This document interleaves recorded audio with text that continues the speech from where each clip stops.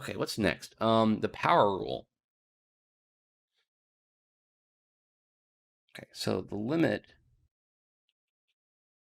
as x goes to a of f of x raised to, let's say, the n power, n is some positive integer like 2, 3, 4, 5. This equals the limit inside of the power. The power, if you know what, in fact, I should do this to be totally clear. The limit applies after the exponent on the left-hand side. But you can take this limit and move it inside those parentheses and apply the limit first and then the exponent second. The order is optional, is basically what this property says. So limit as x goes to a of f of x, that limit raised to the n power, okay? Or in other words, L to the n. And this works when n is a positive integer. N greater than 0, n is in the integers. This notation I'm using, well, that's weird. Sometimes the iPad loses, the app loses track of the order things were done. So if I undo it, anyway, sometimes it does it out of order. So I think I guess this was yesterday. I think it was yesterday. We used the double struck R to mean all real numbers.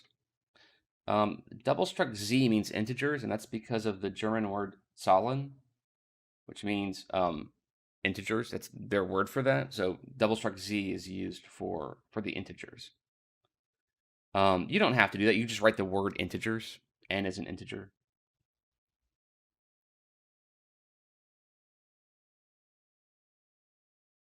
But the double struck Z is the correct symbol. The more technical notation. Okay, next is the root law or root property. So if I have a limit x goes to a of some root, let's say the nth root of f of x. Okay. And here, I guess n is still a positive integer. Well, this is going to equal, I guess I need to move this because I might run into that. That's going to equal, well, the nth root of the limit as x goes to a of f of x. Or if you want the nth root of L. Now, we need another caveat. Can anyone tell me what caveat we need now since we're doing a root of the limit? It needs to be positive. What needs to be positive? The L. Okay. Always positive? I don't know. I know if it's a negative, it's an imaginary number. I don't know if you can do it with an imaginary number, though. Yeah. Okay. So, I'm not picking on you, Elena, but for everyone. So this is a lot easier in an in-person classroom. But the spiel I'm about to give, I'll try to keep it short. So, has anyone ever taken Spanish or French or German or Chinese? You take a language class, right? Either in high school or in college. I'm assuming pretty much everyone, right? I took Spanish in high school. I took German in college. So that's more recent. I know German a little bit, in some sense, a little bit better. I know this thing I'm about to do in German better. So, in German class, when you ask a question, you say to the teacher, "Hey, how do you say keyboard in German?" She'll go, "Was? Was ist das?" And so you go, "All right, wie sagt man das keyboard auf Deutsch?" And she goes, "Ah, yeah," and then she helps you because you have to speak in German class, right? And the teacher just won't respond if you speak in English. Just you have to speak in German. If you make a mistake, that's fine. You're learning, but you have to be trying the whole time. So in math class, you have to speak in math, right?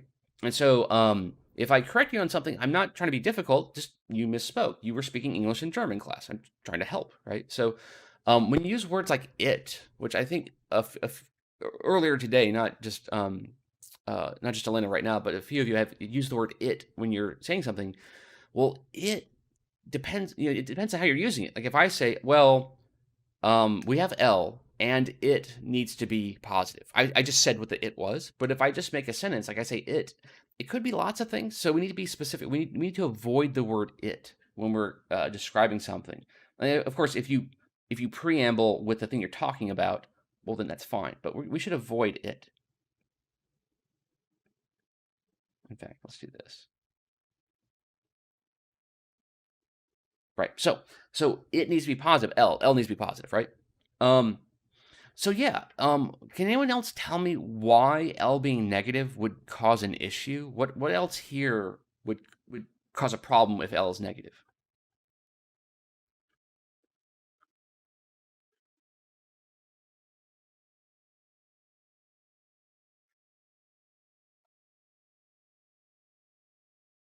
Anyone? Why does L need to be positive?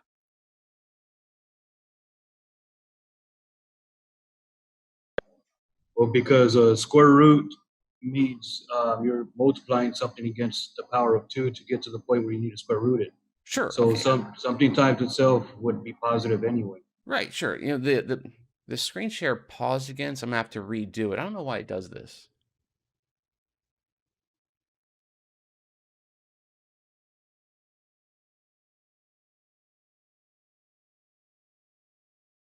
Okay.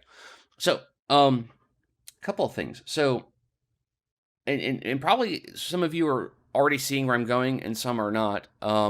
So we don't have a square root, right? We have a root, but the index of the root is n, and n could be lots of things, right? N is some integer. It could be 3, 4, 5. It could be 2, right? So when you have, if you just had like root L, that means square root of L, right? But if you had like cube root of L, well, that's the cube root. It's different, right? It's what times itself 3 times makes L, right? We'd be solving L equals x cubed at that point. We'd be solving that equation, right? So with that in mind, when you have an even root, then a negative input results in an imaginary number, right? So if n, is even, then, well, let's put it this way: if n is even and L is negative,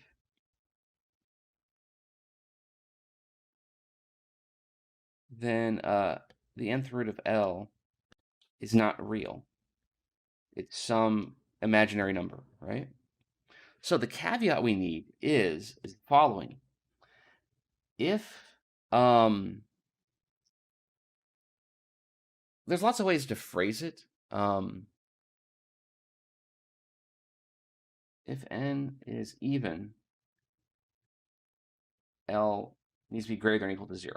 Can't be negative, right? That's not going to work. If n is odd, then it works fine. L can be negative in that context. Okay, so that's almost all the properties. That's most of them. I want to do a couple of examples using these, and then we'll get to the other properties. Probably we only have a few minutes left, so probably Monday. So basically the rest of this section is like the real meat and potatoes of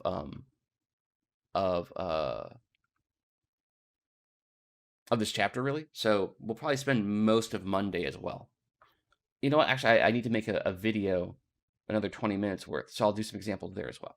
But let's just do a couple of examples with these properties in mind. So if I had something like the limit as x goes to, let's say, I don't know, 3, let's say 4x plus 1, something like that, right? After you've done these a few times, you can just kind of conclude what the answer is. We'll get to a shortcut property in a few minutes. I think we'll do it today. If not, it'll be in that video that I post tomorrow. But I'm going to apply the properties. So I have two functions. I have 4x and I have 1. They're being added. So I can refer back to this sum property, and I can separate the two. Okay? So this is equal to, this is the limit, as x goes to 3 of 4x plus the limit as x goes to 3 of 1. All right? Now, there's two ways to proceed here. I can focus on this guy first, or I can focus on this guy first. I'm going to choose to focus on this one first. So what properties can I use? Well, I have a constant multiple. I have 4 times x. So that 4, based on this constant multiple rule, can move out in front. Okay? So this 4 can move out in front there. So I'll do that. So this equals 4 times the limit as x goes to 3 plus, oh, oops, x goes to 3 of x. I need it to be of something. This is what I was talking about yesterday. Always make sure to put the of what. Plus, okay? Now, this limit, I'm going to go ahead and leave as is for a moment.